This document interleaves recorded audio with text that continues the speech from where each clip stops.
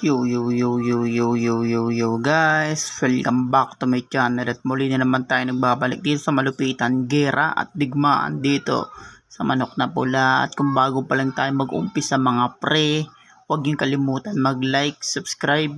Huwag niyo na rin kalimutan bitutin yung notification bell at all para hindi uli sa aking malupitan video rito mga pre sa Manok na Pula. Ako nga pala si Ryan Gamer, kaya minintay natin mga pre. Ngayon let's go. Ngayon guys, nabili ko na to si Taguro na 100% mga pre. Max na yan. Taguro 100% pa lang. At yun nga mga pre, umabot na ng 45,000 yung Dragon Eye ko. Tapos si Taguro lang muna binili natin kasi matagal pa mabili siya ng mga pre. Si Luffy, dahil yun nga, pag nabili natin si Luffy mga pre, kailangan natin makuha yung mga pre, yung super sisiw dahil makunat na kasi ito guys pakita ko sa inyo mga par, makunat na kasi ito si ostrich, kaya kailangan natin yung sisiw guys, kaya testing natin to si Taguro mga pre dito sa aking online battleground. Tapos malapit na tayo mag legend mga pre at nag-grind na ako at may bago akong ginagawa ngayon dito sa akin Ryan Gamer dito sa Manok na Pula at makikita nyo naman kung bakit. Kaya try mga pre, try nating lumaban dito mga pre sa Taguro na 100%. Malakas-lakas na rin to.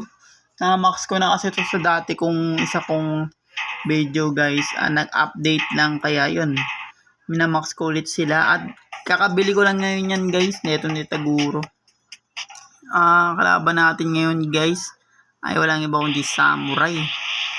At itong lugar natin ay guys, Christmas.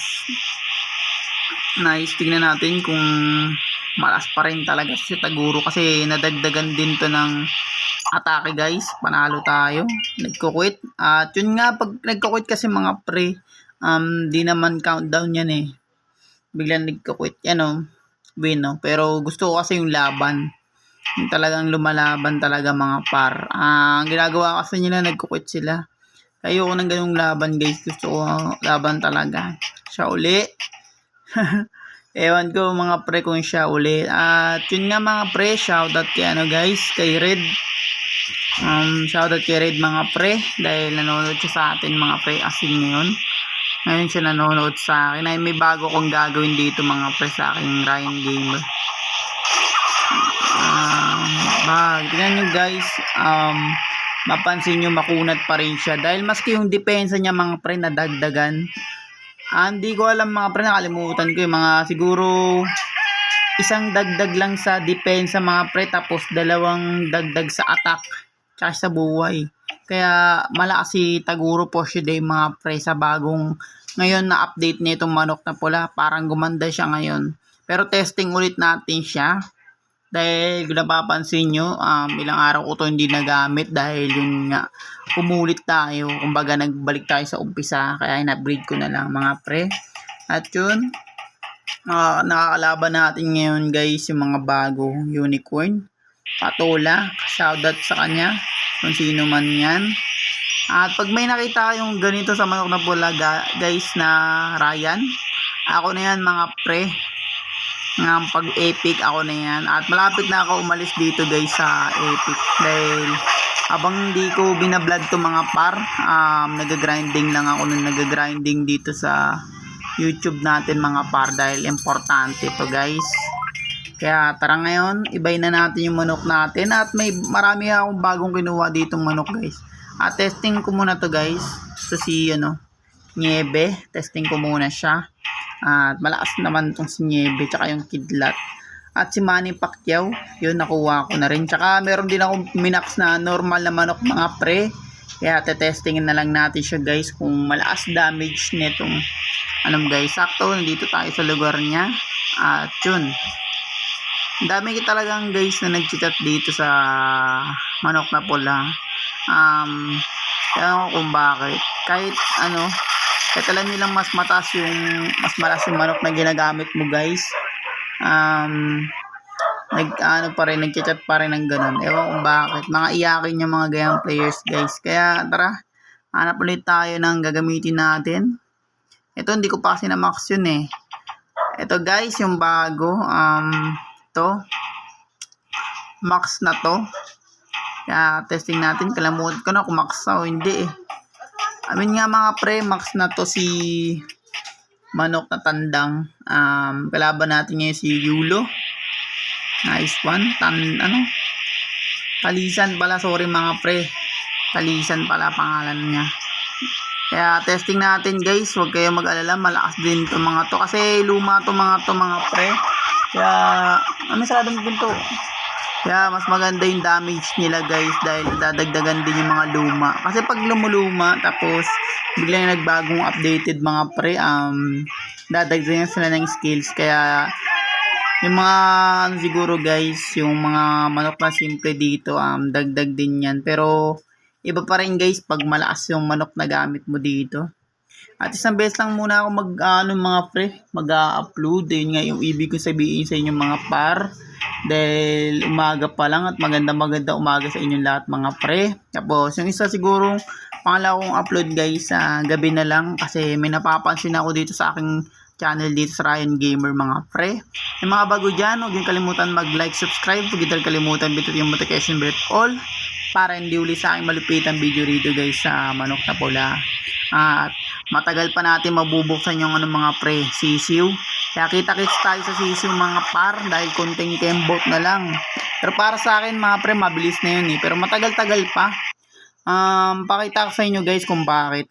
Wait lang guys. Ang panalo tayo doon at ginamit natin yung manok na lagim. Ito guys, old switch matibay na yan. Kaya kailangan natin makuha yung mga pre. Yun ngayon itong sisiw, kailangan natin makuha. 10 yan guys, 10 days. Malapit na siya guys. Pag nag-15 na tayo mga par na ganito, basic na lang sa akin yung mga par at makukuha ko na rin yan konting-konti na lang. Ewan ko guys kung may mananalo pag nakuha ko yan dahil max kaagad yan eh. Tapos kukunin ko lang naman yung mga pre para sa yun nga yung monkey, yung bagong updated dito ngayon sa manok na pula mga par. Ang kailangan natin makuha dahil yun talagang punteriya ko mga par yung monkey. At yun nga nag-quit na naman. Syempre di natin nalaban. Tatlo win tapos 3 wins na siya mga pre, tapos yung lose niya 0 pa lang dahil yun nga palit-palit ako. Pero di ko siya masyadong ginagamit kasi pag nag-grind ako mga par, gamit ko yun nga mga pre, gamit natin yung pinakamalakas dito na si One Punch Man. Doon ako nag-grind mga par. Kaya yun, talo tayo dito mga pre. Kaya testing ulit natin siyang palagan mga pre na sana pumalag siya dahil yung mga ganyang players hindi na napalagyan, mga duwag yan mga par.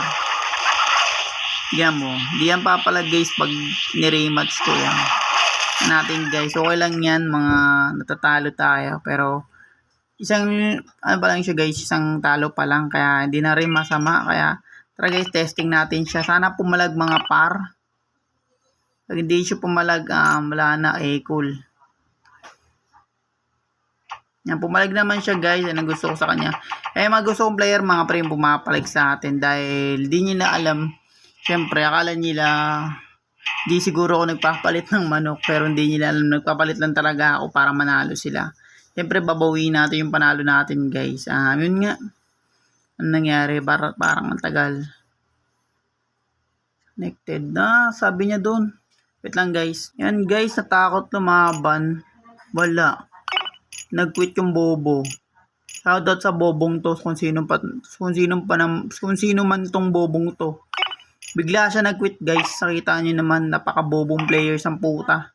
Bigla nag-quit guys kaya cool tayo dun sa ganun angle mga pre. Sayang, lakas pa naman nagamit nating manok.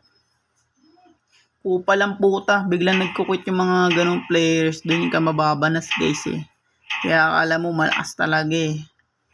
Yun, nagpapalit lang ako ng manok, di nila alam guys. Yun nga mga par, malapit-lapit na pala tayo matapos dito. Tingnan mo guys, pag malas gamit natin, bibigay sa atin yung mga walang kwentang manok na bronze. Kaya ayoko dun guys eh. Di